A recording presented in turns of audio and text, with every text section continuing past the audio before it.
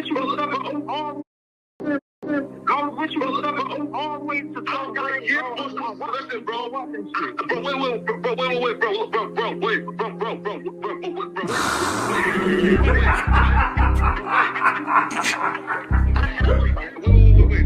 60 bands on my neck. I gotta know.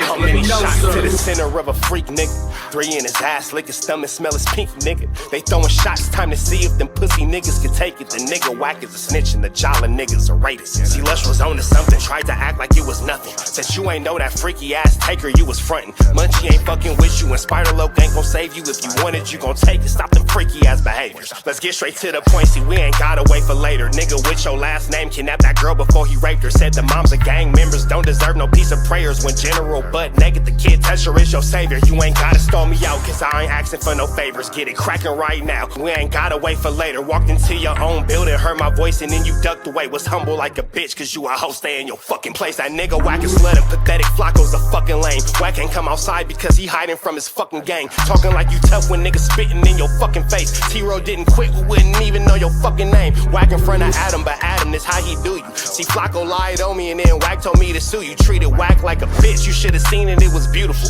Now every single week that nigga jolly on my pupil. Is it Fred or is it Frederick? Is it Dave or is it David? All thighs on me, FLAKKO belly, now you famous. Type of creep nigga is you. How are you and Dave related? Nigga, no means no, you should've told him not to take it. I'm really in the field, you niggas stuck inside the matrix. From BET to the Knicks, down in Compton where your face is. That nigga real jolly got some freaky ass cases. Tryna fake fight Lush cause Adam wanted you to face. You wanna be like academics, making videos like point and shoot. You and Dave the same ass lane, we know the fucking truth. BRICC ain't say this shit is a play, cause he don't fuck with you. He not gon' get involved when them real shooters come for you. If you grew up in the land, them thirsties, they would've humbled you. Grew up with them lions, I promise they would've hunted you. I get disrespectful, the next time I'ma punish you. You dirty fat bitch, I swear to God I see the bum in you. Niggas say they shooters till it's time to bring them guns out. Loose can't read and Whack lost his wife to Clubhouse. Treat Whack like a bitch, mark him out before he snitch again. FLAKKO, when I see you, I'ma show you the type of bitch you is. Niggas say they see me, they pullin' blick out. I promise that this Glock can make you sit down. Drum with a cooler, one for you, one for your brother. Wrap the string around the mop, sound like your dumb ass when you stutter. Swear to God, nigga. Yeah, bro, no, listen, I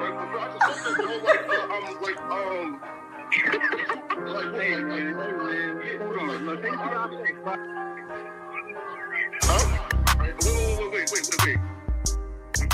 Hear me out though, right?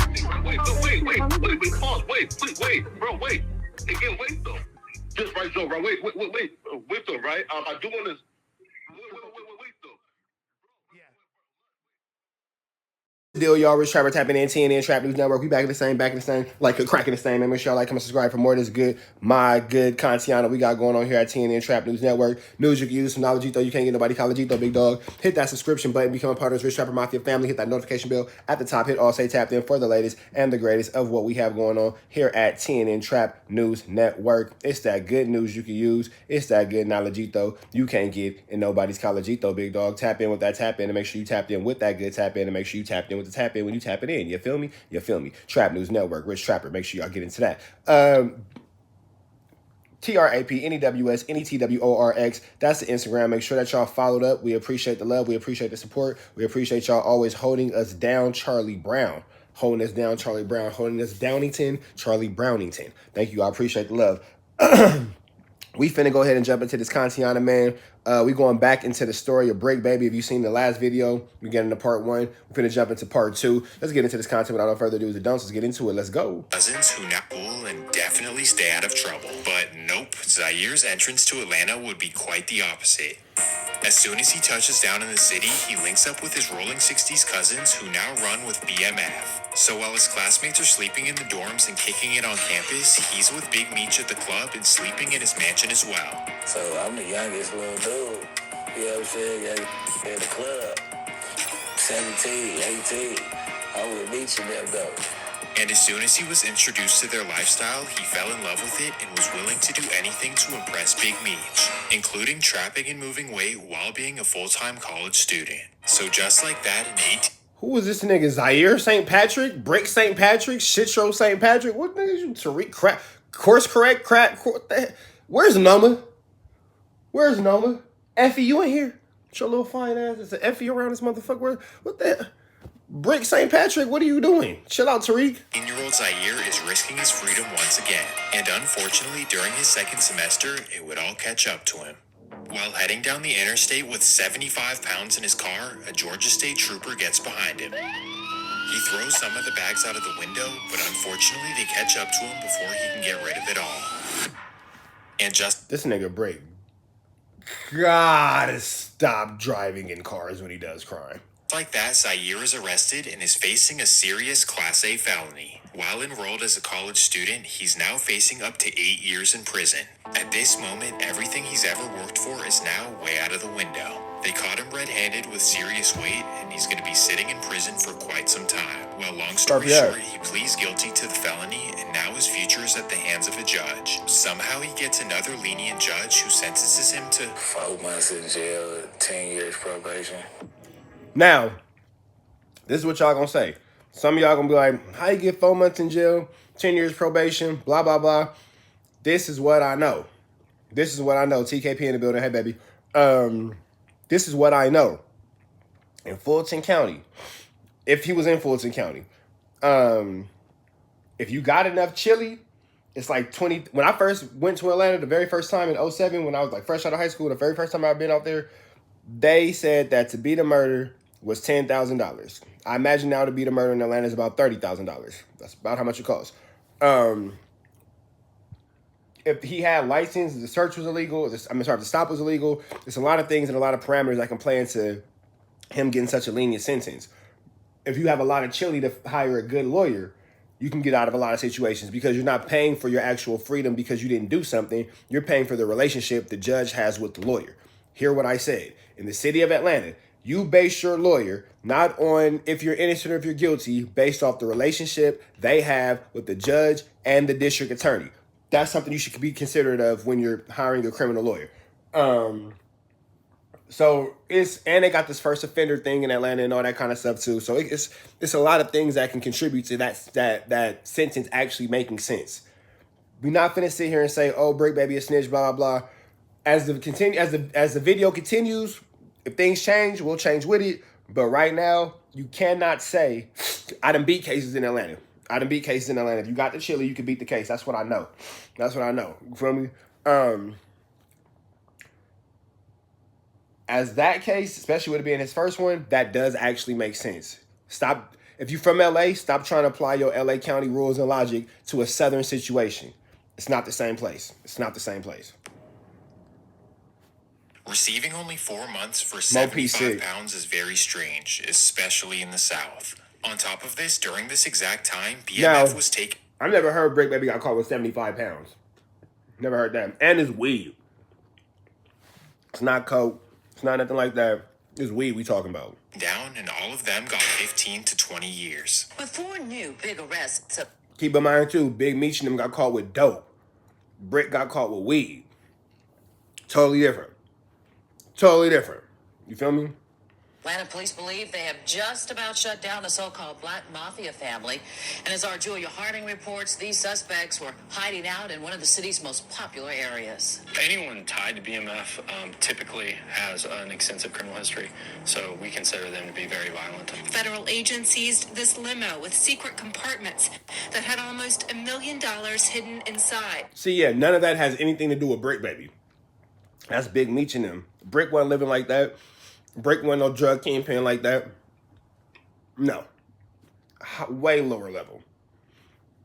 Lil Tim beat an M case in Atlanta. Very true. An organization that at one time claimed to rule Atlanta. Now agent. Rollo got a hold with weed, but Rollo also got caught on a jet with weed. That's federal, big dog. That's once you take it into the air, it's different than the state. Say that's no longer the case. So now with all of BMF arrested, Zaire just threw his life away for nothing. You started trapping to impress them, and now you'll probably never see them again. So now that he doesn't have a school to go to or a crew to hang out with, he only has a choice but to return back to Los Angeles.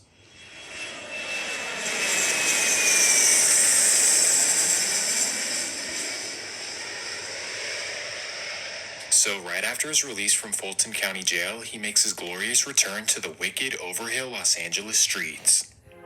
It's now the fall of 2006, and Zaire is back to ground one, hanging out with his 60s homies in the hood. He's now just another failed high school athlete who's back in the hood doing absolutely nothing. We all know some of those, don't we? But not only is he doing nothing productive, he's also in the process of risking his life every single day. Why, you might be wondering? Well, because while he was in Atlanta, his little homie Eric Holder was causing havoc in the streets. So upon Zaire's return to LA, he was putting his life in immediate risk.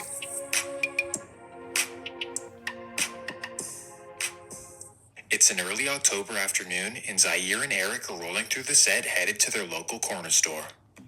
Zaire has his shirt off and a blick sitting in his lap as they get to the store. So when Eric parks the car, Zaire hops out and puts his blick under his seat. He then reaches for the back door so he can grab his hoodie and put it on. But that's when he's met with a barrage of gunfire. Shots are flying from all the way across the street, but somehow Zaire is hitting his shoulder. It then ricochets and hits him in his neck, which completely shatters his back. So now he's laying on the floor and can't move anything under his waist. Thankfully, that's when Eric runs around to him, picks him up, and ties him down in the front seat. He then runs around to his side of the car, hops in, and speeds away to the hospital. And they're taking me, my boy was panicking, driving 100 miles per hour. I'm like, man, slow down, because I didn't have no feeling, so my neck kicked. I'm like, bro. Thankfully, he ends up surviving after making it to the hospital, but that's when the doctors give him devastating news. Like, I was in the bed, like when I first got shot, and he was rubbing the bottom of my feet. So what happened, my nerves were shattered. I had fractured my neck. I'm telling them, like, I could feel you rubbing my foot. He like, no, you can't. You're paralyzed. You'll be, he was like a Middle Eastern dude. You'll be paralyzed forever. You'll never walk again. I'm like, bro, I just felt you rub my feet. He's like, you want to feel me rubbing your feet? I'm like, what the f***? So for 6 months, he lays in a hospital bed. You want to feel me rubbing your feet? It's crazy. Thinking that he'll be in a wheelchair for the rest of his life. A whole lot of time to lay there and think about all of his wasted potential. So now he's pissed off at his rivals and he tells Eric to go put in work. So from what we know, Eric Holder immediately hit the streets and started knocking down rivals. So not only did he save his life, but he also allegedly eliminated those who did this to his friend. Eric's loyalty to Zaire was unparalleled. He was basically forever indebted to his life. Well, after months of being angry in a hospital bed, a miracle comes out of nowhere.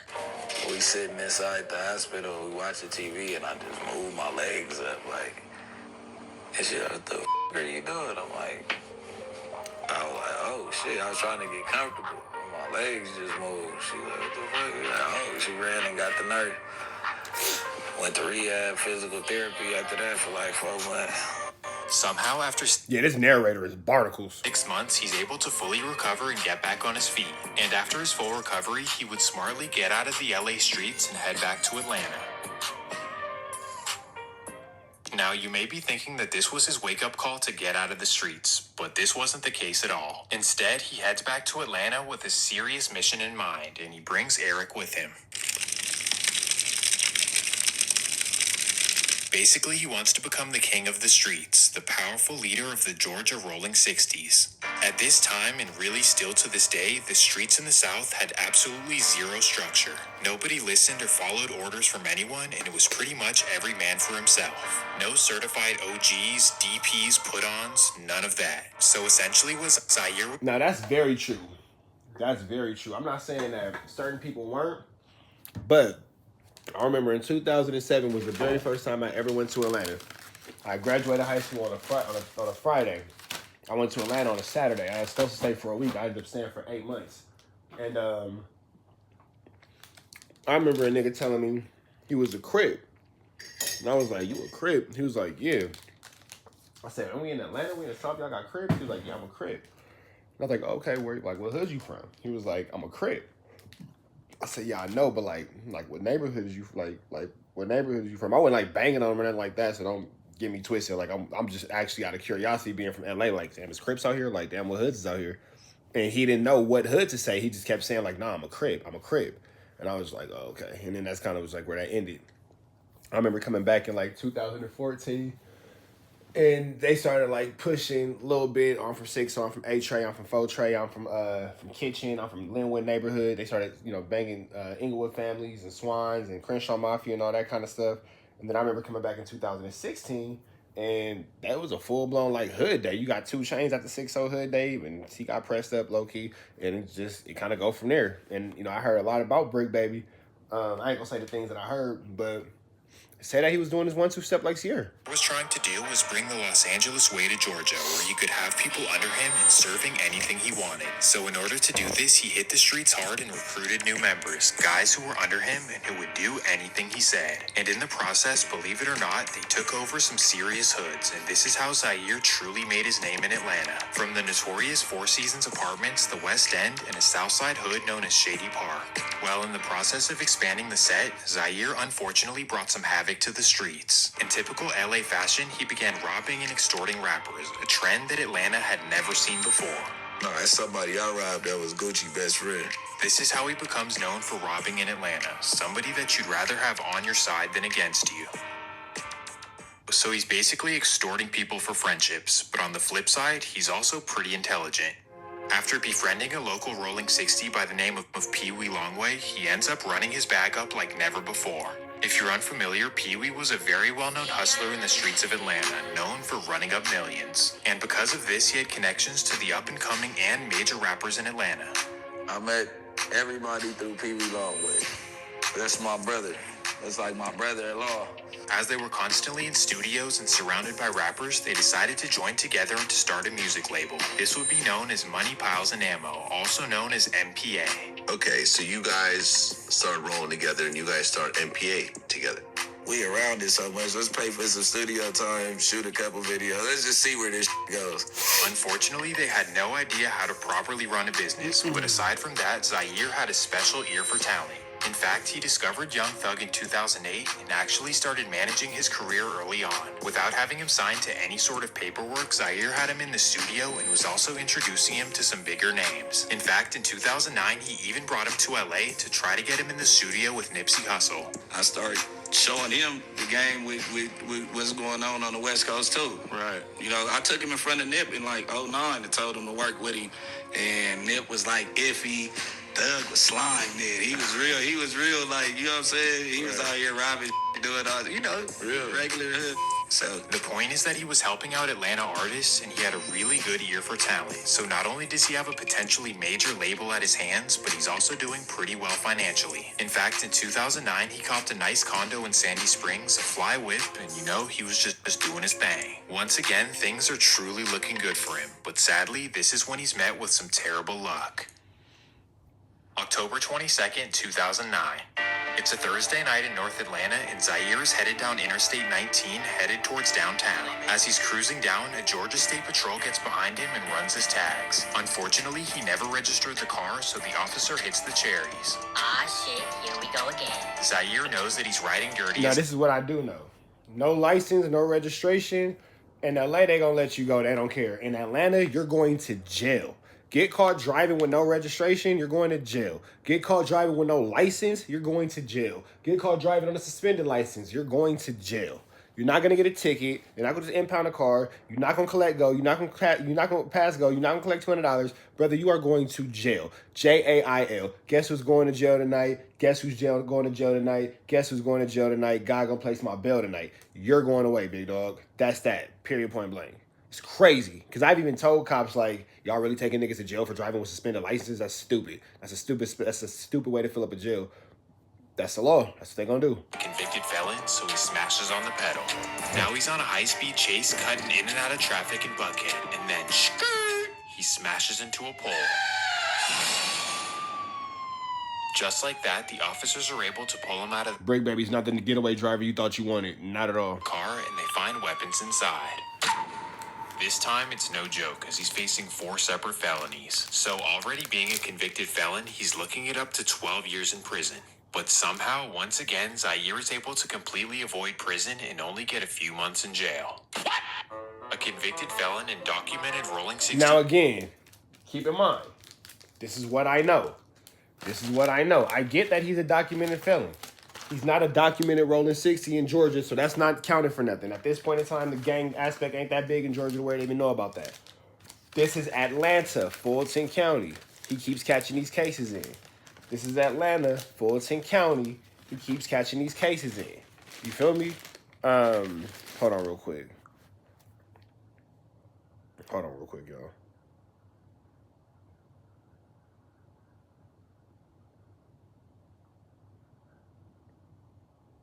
So, if you know anything about Fulton County, what's going on does actually make sense. It only makes sense within Fulton County. If you that's the city of Atlanta. If you go to any of the surrounding cities, Riverdale, not Sandy Springs, what's that? Snellville, that's Gwinnett County. Decatur, that's DeKalb County. It's not gonna work like that. But within the county of Fulton, the city of Atlanta, where BRICC Baby continues to catch these cases and be let out super fast after doing some months, where everything he's saying makes sense, especially considering the financial stability and privilege that BRICC Baby family have. It does go like that. Smyrna, that's still Fulton County. I believe Smyrna is. Hold on, let me see. Well, they say it don't matter because either way it go, they said that he was downtown Atlanta when it happened, so that's for sure Fulton County. That's for sure Fulton County. If you think I'm lying, go look at my Instagram story right now. I was just at the Fulton County Courthouse today doing my family court stuff, Wooty Bam and all that. So everything he's saying is making sense. Marietta's Cobb County. It makes sense for the county BRICC's at. So we can't put snitch on them. I know y'all gonna want to say BRICC's are at. How did it not make sense? I just explained it to you. It actually does make sense for Fulton County. It does make sense for him to be able to get off on this because these are non-violent crimes. If you got the chili, they'll let you go. This Crip only gets a few months in jail for 4 separate felonies. That makes no sense in my mind. Well, once again, he gets off easy. And then keep in mind, too, fleeing and eluding. I've done the race from the cops in Atlanta. Fleeing and eluding, that's only a misdemeanor. In the city of Atlanta, in Fulton County, Georgia, city of Atlanta, that's a misdemeanor, big dog. That's not nothing. You feel me? Easy, and he's right back on the streets in early 2010. But not for long. On July 28th, 2010, he would have another high-speed chase while on probation. And yet again, he's caught with a weapon and facing 10 years in prison. But mysteriously, the judge lets him off easy and he only does 18 months. Now, before you call him a snitch or an informant, do understand that this is Fulton County, which is a complete joke. Well, regardless... I'm just saying, he just said the same thing I said. Fulton County, it's a joke, bro. Like, if you're going to go...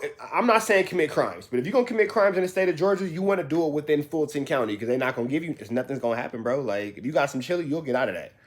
It's now 2012, and the MPA boss returns to the streets. While he was away, Pee Wee Longway was able to discover young rappers Lil Durk, Rich Homie Quan, and a group called the Migos. Rich Homie Quan before he came out. I'm hearing 21 Savage before he came out. So as soon as Zaire got out of prison, he was connected with them and actually started helping their careers. Not only did he pay for their studio time and connect them with rappers, but he also provided them with protection. Durk being an outsider from Chicago and the Migos being suburban wannabes, they both could use some protection. But most importantly, the biggest thing Why did the Migos just catch a stray right there? What did the Migos do? Durk being an outsider from Chicago and the Migos being suburban wannabes, they both could use some protection. But most importantly, the biggest thing he provided was protection whenever the rappers went to LA. In fact, he even brought Future to LA for the very first time. You know what I'm saying? I've been that person, like, bringing them out here. Like, I had Future. I turned LA on the Future. I was listening to Dirty Sprite 1. You know, I brought them out here to do a song with Nip. Essentially, he was every rapper's connection whenever they'd go to LA. He was the first and only call. Remember this, because it will be very important. Well, as we know, everyone around him and Pee Wee was getting rich and famous during this period. And after a while, they got kind of tired of being the guys in the background. They wanted to try rapping for themselves. So Zaire would become MPA Shitro or MPA BRICC Baby, and Pee Wee was still Pee Wee Longway. Early on, things were looking bright for the duo as they had the help of Durk, Future, Young Thug, Gucci Mane, and more. Basically, because of everything they had done for them, if they ever needed a feature, it was done right away. But then, unfortunately, as things are going up for BRICC Baby, he catches another felon in possession. It seemed like every time BRICC Baby's doing something good for himself, that boy go to jail. That's what it seems like. BRICC Baby has a habit of self-sabotaging. In charge in Los Angeles.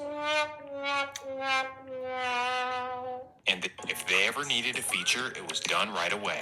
But then, unfortunately, as things are going up for Brick Baby, he catches another felon in possession charge in Los Angeles. Nigga. And this time he's sentenced to 3 years in prison. As So, he's sitting in a...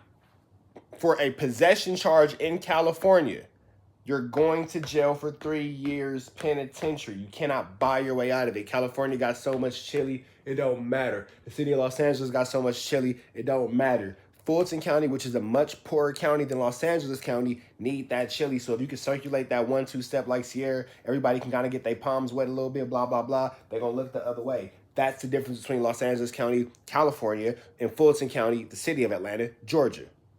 Give y'all whatever. So for those of y'all in YouTube land, don't try to compare the punishment he got in California to the punishment he got in Georgia. 2 different states, 2 different cities, 2 different counties. It don't work the same. Do not try to apply your California logic to this Georgia situation. Prison cell, everyone around him is getting rich and famous. Young Thug signs with Birdman and blows up, Future blows up, Lil Durk blows up, Rich Homie Quan blows up, Pee Wee Longway blows up. Well, kind of, but you get the point. Oh, and don't forget that the Migos get a feature with Drake, and they're out of here as well. So literally everyone who was with him in Atlanta completely blow up and get nationally famous. All while Zaire Brick Baby is sitting in a California prison with no fame or nothing. Damn, that would shatter any man's ego. Don't act like it wouldn't. But on the flip side, because they're all rich and famous now, he assumes that once he gets out, they'll definitely put him on. But see, here go the thing, too. That don't make sense because y'all started off this by saying Brick Baby was around these people to, you know, protect them, and they couldn't necessarily maintain on their own. They need somebody to hold them down, and wooty bam this and wooty bam that. That's not a genuine friendship. That's not being around Brick Baby because you genuinely like Brick Baby. That's being around Brick Baby for the benefits that he got and all that kind of stuff. And once he's no longer able to apply these benefits and, you know, be helpful to the situation, he's no longer necessary. So it definitely makes 100% sense that once he came home, there's nobody showing the love and all that kind of stuff because there was no actual love there from the beginning. It was a fear and there was a need for a piece of protection, as it was put, but there was no actual friendship there. So, you know, never mistake the people you're protecting for the people who are actually your friends. That's totally different. 3 long years go by and Brick Baby is finally released. Opportunities. It's 2015 and Brick Baby is finally home expecting a warm welcome. But as soon as he touches down, a harsh reality kicks in. These guys are not your real friends. Aside from Thug, Pee Wee, and Durk, his friends were not there to help him out and pretty much wanted nothing to do with him. You know, you told me earlier that you've been cut off. People cut you off or something of that sort. My industry friends that I thought was my friends now. Free YSL, Gunna, Slime. Y'all did, you know what I'm saying? You already know, we ain't even gotta talk long way. Are we speaking Durk. like After everything he did for some of his friends in the industry, he really took it hard. We broke, we could go through DMs, or when you was up and coming, we could do that. I just feel like they wanted to be around me when they was broke because they didn't have nothing. So now you a millionaire now, you don't want that type of pressure around. But you think I'm gonna turn that energy on you? You my boy. I love you. I wouldn't give a fuck if you had $1 or $1 billion. I'm gonna treat you the same way.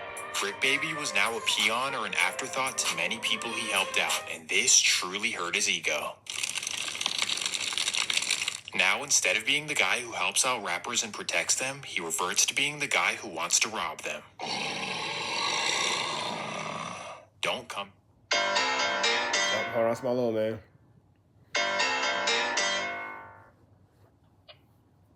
Hey, Papa. Hey, what you doing?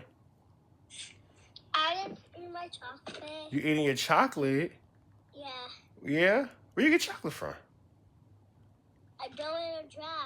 Oh, you... It is on the table. I eat all it and I don't in a jar. Oh, yeah? Yeah. Okay. I see you chocolate, man. I love you, son. Love you. You're my best friend. What you got cracking for the night? Huh? Guess what you got cracking for the night?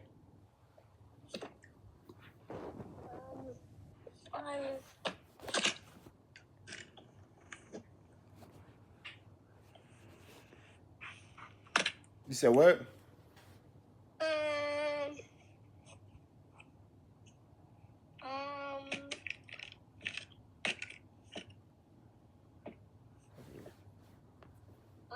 I don't know.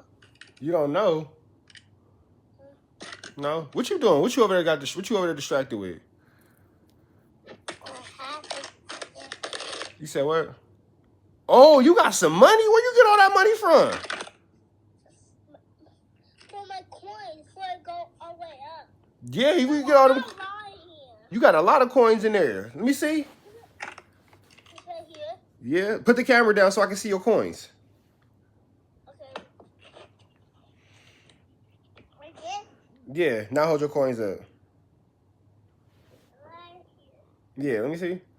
Oh, look at that boy coins. Let him see your coins. Hold it up so you can see. Oh, chillied up. That's your chili? Pick up, we need more coins so it go up. You need more coins? Yeah, we need more. Okay, so you need more coins so it can go up? You gonna go up with the coins? Yeah. Oh God. Hey. Hey, you chillied up? Yeah. That's your chili over there? Yeah. That's right. Talk to my brother. Yeah, you can talk to your brother. I'm gonna call you on the other phone, okay? Okay, answer right now, okay? Okay. Hold on, y'all. My bad, y'all. Hold on, man. LA, unless your name is Dirk, Thug, or Pete. My bad, y'all. Give me 1 second. Hold on. Let me get him this phone so we can talk to his brothers.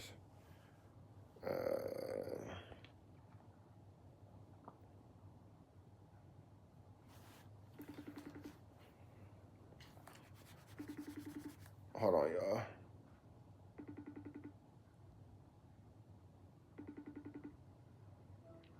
All right, let me get the phone to your brothers, okay? Okay. Boys!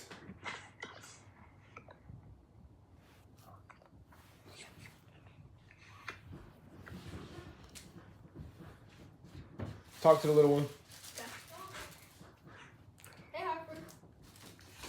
You better tuck your tail. So as the streets tell it, BRICK Baby becomes the biggest chain collector in LA. Basically, he had his young Rolling 60s members doing serious homework in the streets. This included having them sit at the airport for rappers to come to town and then following their cars back to their hotel. Then they'd relay all of this information back to BRICK and he'd do with it what he pleased. So basically, without them knowing, rappers were being tracked by BRICK Baby the second they stepped foot in LA. Then he and the Rolling 60s would wait for the perfect opportunity to strike, and then they'd get up on him and give me everything you got. So just like that, he went from being known as the helpful guy in the industry to the boogeyman. And because of this reputation, he would be featured on YG's notorious song, Don't Come to LA. Don't come to LA, raffles for their jewelry. It's crazy that he was on a song with YG, Don't Come to LA. I totally forgot that BRICK Baby was on that song. BRICK Baby was on a song with YG, Don't Come to LA, and now he be dissing YG. That's crazy. LA is so corny, bro. But anyways, as the YG feature would help his recognition, he was still hurting financially. How I know this? Well, he was now 29 years old and still taking penitentiary chances. And that takes us to September 21st, 2017. It's an early Thursday afternoon on the west side of LA, and BRICK and two Rolling 60s members are masking up for a lick. In particular, they aim to hit a high-end jewelry store in the wealthy Marina del Rey. So at 1 p.m., they arrive in front of the store in a gray Range Rover SUV. Then they quickly hop out of the car and run inside the store with bags. Once they're able to secure a few expensive items, they run out of the store and hop back in the Range. It's crazy because BRICK Baby had all opportunities to be like this great upstanding citizen and all that. Like, he did not have to go this route. Like, it didn't have to be this way. BRICK then quickly speeds away, not realizing that LAPD are already behind him. After bending a few blocks, You guys done talking to your brother? Yeah. Hey, Poppy. Hey, what you doing? I'm about to play toys and go. You about to play toys and go to sleep? I'm going to read a book and go to sleep. Guess what? Huh? Guess what? You coming to my house soon. I promise. Yup. I got you soon. Don't even trip. It's coming soon. I just got all the paperwork today. I'm coming to get you. Okay.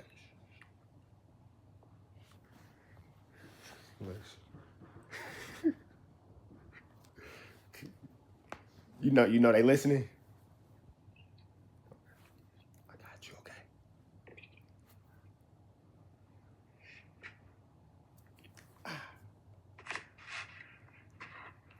2 times for a P. I love you so much. You see the balloons? Yeah. Yeah? Okay, I'm gonna let you play with your toys. I'm gonna come see you tomorrow, okay?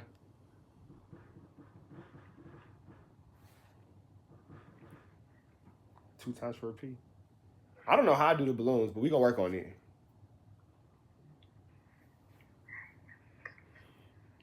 I love you so much, Papicito. Love you. I'm gonna call you tomorrow, okay? What you doing? I can't see you. Move your belly out the way. I said, move your belly out the way. I can't do it. Can't do this. Oh, because you doing that? Man, I can do it like this.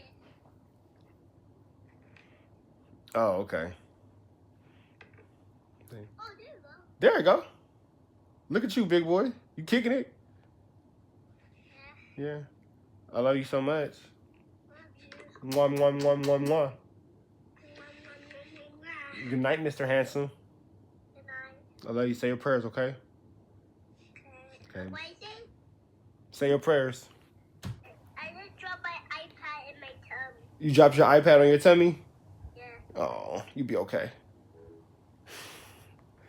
Hey, it's crazy.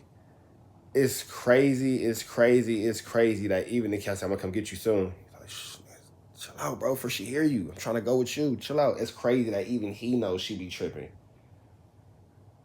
Like, that's crazy. Y'all seen it in real time. That's crazy that my 4-year-old son, I could be like, man, I'm finna come get you. Chill out, for she. Like, no, you know how she be acting, bro. Like, don't say too much. That he has that. We gonna get it right. Black dads keep black daddy, man. Black dads keep black daddy. And I'm going to hold it down for y'all, and y'all going to hold it down for me. Once they're able to secure a few expensive items, they run out of the store and hop back in the Range Rover. Brick then quickly speeds away, not realizing that LAPD are already behind him. After bending a few blocks, he hears the sirens and knows they're in trouble. So he instantly punches the gas and busts a left down a residential road. This is when he finally realizes that it's a dead-end street, so now he has no choice but to stop the car and run inside a nearby apartment. While he barricades himself in the lobby, police completely surround the area. And from here, a 6-hour standoff begins. Brick Baby in the 60s versus LAPD.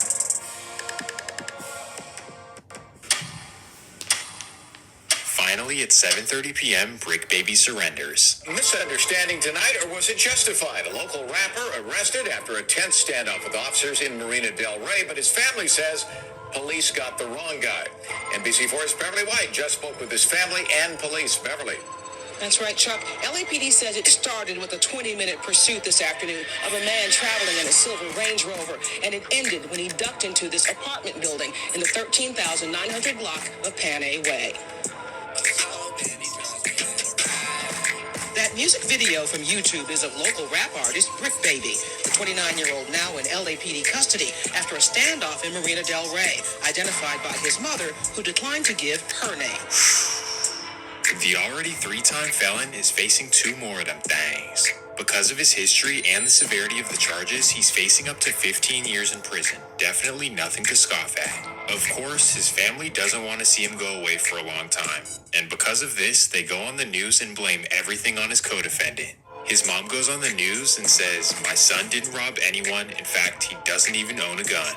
And get ready for this one. His friend is actually the one who robbed the store, and Brick only drove him away because of adrenaline. So she evidently threw his co-defendant under the bus. And I don't know, is this snitching? It's his mom. Okay, so as a mom, no, that's not snitching. As a mom, no, that's not snitching. Yeah, shout out to all the black dads. Fathers of 8. What's wrong with bro being a father of 8? I'm not sure what the joke is about that. But, yeah, I'm not saying that it's not. It's first of all, it's his mom, so it's not snitching. However, as being a street-affiliated person, you can be held responsible for the actions of your people. You feel me? So, no, it's not snitching because that's his mother. So we're not going to pretend like, oh, his mom is snitching, blah, blah. Like, we're not going to call nobody's mom a snitch. That's not, nothing about that is cool. But with that being said, Slink Johnson, what's the deal? What's the deal? What's the deal? Slink Johnson and his mother Chucker. What's up, OG? How you feeling, bro? Yeah, but okay, I keep repeating myself. Sorry.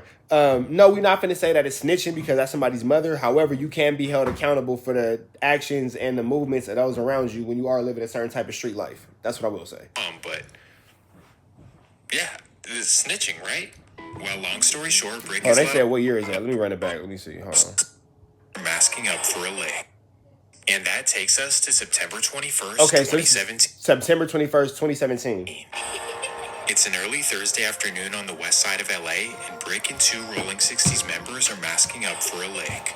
In particular, they aim to hit a high-end jewelry store in the wealthy Marina Del Rey. So at 1 p.m., they arrive in front of the store in a gray Range Rover SUV. Then they quickly hop out of the car and run inside the store with bags. Once they're able to secure a few expensive items, they run out of the store and hop back in the Range Rover. BRICK then quickly speeds away, not realizing that LAPD are already behind him. After bending a few blocks, he hears the sirens and knows they're in trouble. So he instantly punches the gas and busts a left down a residential road. This is when he finally realizes that it's a dead-end street. So now he has no choice but to stop the car and run inside a nearby apartment. While he barricades himself in the lobby, police completely surround the area.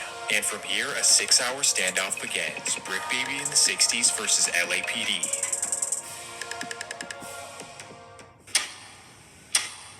Finally, at 7:30 p.m., BRICK Baby surrenders. Misunderstanding tonight, or was it justified? A local rapper arrested after a tense standoff with officers in Marina Del Rey, but his family says police got the wrong guy. NBC4's Beverly White just spoke with his family and police. Beverly. That's right, Chuck. LAPD says it started with a 20-minute pursuit this afternoon of a man traveling in a silver Range Rover, and it ended when he ducked into this apartment building. Hey, Sling Johnson, I appreciate you, brother. I appreciate you, my brother. I appreciate you, my brother. And I don't know if you've been following me, but I've been going for custody of my kid, man. I've been no lawyer, fighting this case all by myself against my baby mama who had a lawyer. Ended up with 50-50 today, bro. 50-50 joint custody of my son today, bro. So that's a huge win for all black dads, my nigga. So shout out to my nigga Slink Johnson, bro. But that's how that story ended. 13,900 block of Panay Way. That music video from YouTube is of local rap artist BRICK Baby, the 29-year-old now in LAPD custody after a standoff in Marina Del Rey, identified by his mother, who declined to give her name. The already 3-time felon is facing 2 more of them bangs. Because of his history and the severity of the charges, he's facing up to 15 years in prison. Definitely nothing to scoff at. Of course, his family doesn't want to see him go away for a long time.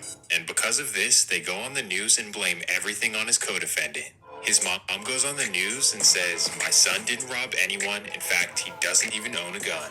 And get ready for this one. His friend is actually the one who robbed the store, and BRICK only drove him away because of adrenaline. So she evidently threw his co-defendant under the bus. And I don't know, is this snitching? It's his mom, but yeah, it's snitching, right?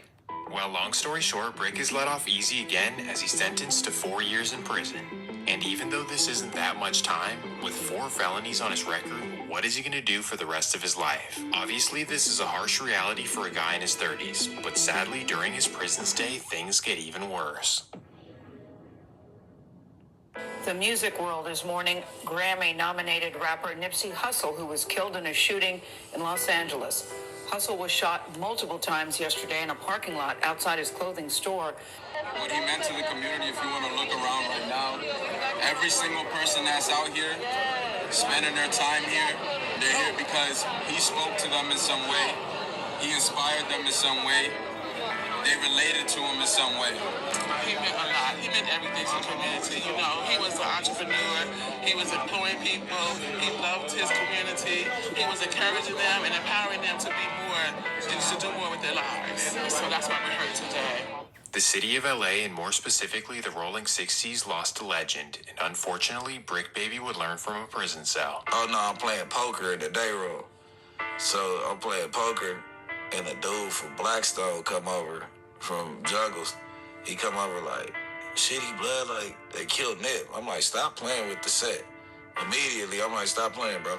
I get on the phone, I'm like, "Hey, what they talking about with Nip?" They like, "Yeah, he just got killed."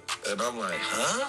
How did somebody come into the parking lot and kill bro?" Like, He supposed to be untouchable in this parking lot. You get what I'm saying? Like, BRICK is completely devastated and confused. And Crazy when the person who did it ended up being the man who bears your name. Worse when he finds out who did it. For sure, rest in peace to the Keyway Christ. Lil homie Eric Holder, the one who saved his life and put in work when he was paralyzed. And once he heard the story of how it transpired, this is what hurt him the most. Basically, he was with his girlfriend and he walked up to Nipsey in front of his store. And when he goes to dap him up, Nipsey refuses to shake his hand and calls him a rat.